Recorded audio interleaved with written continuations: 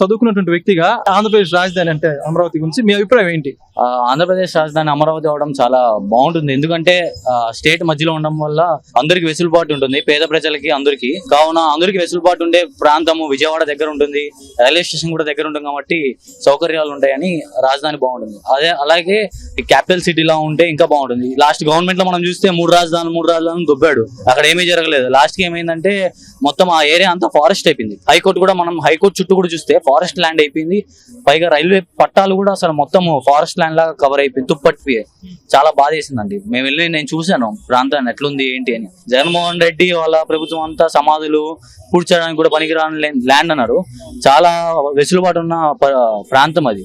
భౌగోళికంగా అంటే సెంటర్ గా ఉండడం అదంతా అడ్వాంటేజ్ అంటారు అమరావతికి, లేకపోతే మైనస్ అంటారు లొకేషన్? చాలా అడ్వాంటేజ్ అండి. అంటే ప్రజలు కూడా వచ్చి బాగా విజిట్ చేస్తారు. ఆ బుద్ధిస్ట్ స్టాచ్యూ ఉండడం వల్ల కానీ, చుట్టుపక్కల ప్రాంతాలు మంచి మంచి కొండపల్లి కానీ ఈ ప్రాంతాలు ఉండడం వల్ల అదొక టూరిజం స్పాట్ అవుతుంది.